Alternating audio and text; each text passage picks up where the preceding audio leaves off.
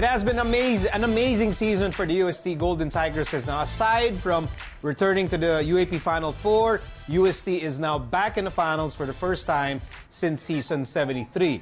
But UST now faces a tough task, facing the top-seeded team from Katipunan. So, what would be UST's biggest advantage, and what can they still improve on as they head into Game 1 of the UAAP Finals?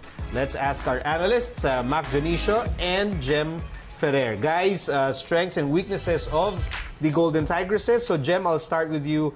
What are the advantages, the strengths that UST has against the Lady Eagles? I think strength ni UST, yung open hitters niya, Ea Laure and CC Rondina. Kasi 80% ng bola na pupunta sa outside hitters talaga eh. Lalo na kung walang reception. Nasa kanila lahat ng bola. Alam natin kung gaano nila nagagawa ng paraan kada bolang mapunta sa kanila. So, sila yung magiging key dito sa game na to. And alam naman natin na babantayan niya ng Ateneo at the same time. And then, the other strength that you wanted to focus on was their floor defense. Yes, kasi syempre alam natin kung gaano ka-depensa ang UST. So, si Rica Rivera, she stepped up dito sa previous games niya. So, malaking factor yun para sa UST para mabigyan din ng bola yung ibang players like middle blockers, opposite spikers nila. Hindi lang yung puro open sila ng open. And mas maganda siguro kung may mga combination plays din sila. These are your strengths that carried UST all the way to the Final Four and now all the way to the finals. Okay, Mac, strength that UST will use against Ateneo? Well, for one, it has been a good season for them because parang na-utilize nila most of their players. So, bench-wise, medyo kahit papano lang naman, medyo mas malalim yung for UST. Because for setter and libero, nagsa-start ngayon si Bicar and si Rivera, but they also have Galanza and Delerio, who experienced real tough games during the eliminations. And at the same time, sa opposite naman, kung hindi magde-deliver si Jimenez, there's still Pacres.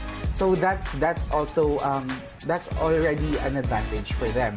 And also, alam naman natin na yung pinakamataas na porsyento ng attackers this season sa buong UAAP is Ea Laure and CC Rondina. So these are players na kahit ma-block mo ng ilang beses, I'm not saying that they're gonna win, but itong dalawang to, kahit ma-block mo ng ilang beses, they won't stop trying.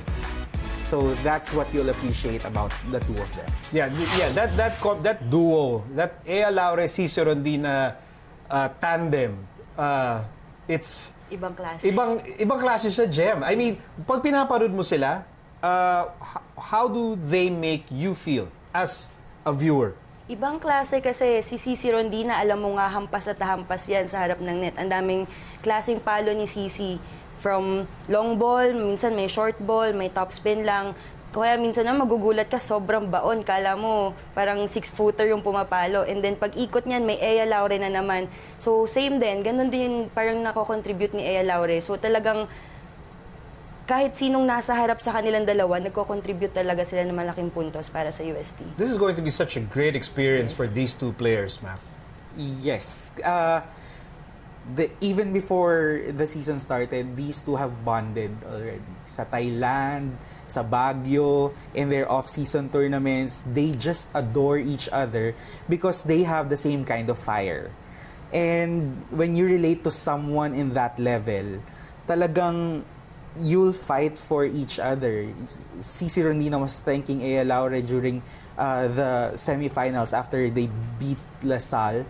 She was thanking Ea, and that's because nung bumababa na si Rondina, si Ea yung sumalo at umangat. And that dynamics nangyayari buong season. Pag si Ea mababa, si CC ang sasalo. So ganunan sila. And ngayon, sumali pa yung buong team. So that's why they're here. That's why UST is in the finals. Now, they're in the finals. They no team is perfect, so every team can improve on something. What can UST still improve on to improve their chances of winning the title, Jem? I think their middle blockers need to step up talaga kasi yung counterpart sila from Ateneo malalaki eh. So, etong sa UST side naman, kailangan nilang mas bumilis sa net and then maging aggressive talaga sa blocking sila. And syempre, kailangan din nila mag-deliver ng points para sa team nila. I agree. Hindi naman kailangan ng kill blocks. At least help na maisara kahit papaano, ma-deflect yung bola para pagdating dun sa mga backliners, kahit papaano, mas madaling iangat na for them. Kasi yung mga running ni Maddie, yung mga quick ni Bea, mahirap yan iangat kung hindi man lang mahawakan ng mga blockers sa harap. Okay, Mac, another thing that UST can still improve on to improve their chances of winning the title. Well, they've been good at this naman lately. Their reception because of the resurgence of Rica Rivera.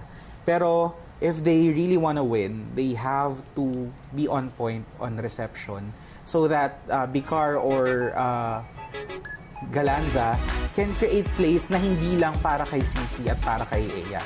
Kasi domino effect yan eh. If maganda yung reception mo, maaayos yung set, makaka-atake yung mga attackers mo. So, you start there. Doon lahat nagsisimula sa reception. Yeah, kailangan talaga maging consistent sa reception nila para mas mapadali talaga yung trabaho ng setters talaga nila. When you look back at our earliest discussions during this season here on The Score, did it ever cross your mind that we could be, at this point of the year, talking about an Ateneo UST Finals? Well, we all knew na isa sa mga frontrunners ang Ateneo. And them being in the finals just feels right. It feels right because they've shown in the off-season and even during the season na they have what it takes to be there. For UST, on the other hand, for me, I've heard it on TV. I think it's Miss Noringo who said it. It feels like destiny naman. Na tipong, no, not many people expected it, but they're here. Yeah, even after all the things that they went through, they're here. Mac, I'm not trying to make you cry, okay? I'm not trying to make it emotional. Mac Jonicio and Jem Ferrer, who has a lot of extra tickets for Game 1, i-tweet nyo lang siya. She will gladly share the tickets. Thank you guys for helping us prepare for the UAP final. Thank you. Meron pa akong bus tickets. Yeah. This has been The Score. I'm Nico Halili. You can also watch The Score on the iWant app for free. And we'll leave you with our features on the UAP Ballroom event and the homecoming of top Filipino triathlete Joyet Hopson. We'll see you all again tomorrow.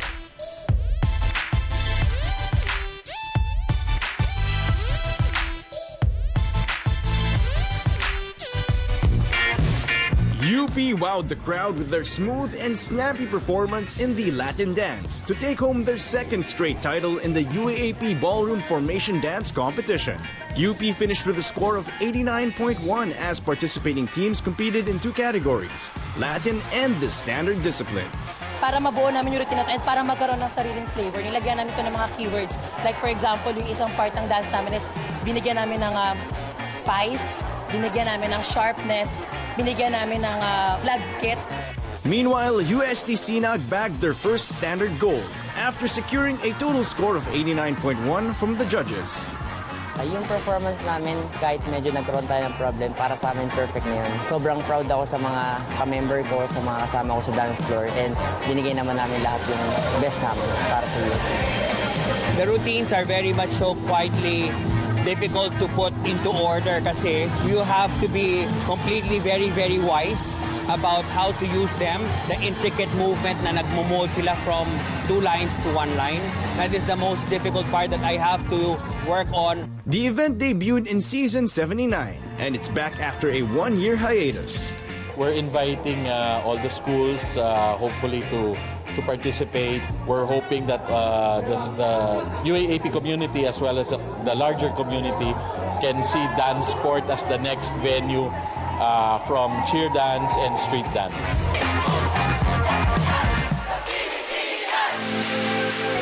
Elite Filipino triathlete Joyet Hopson finishes first in a marathon in the Arctic. Hopson grabbed gold in the women's category after running 42 kilometers with a time of 4 hours, 10 minutes, and 59 seconds.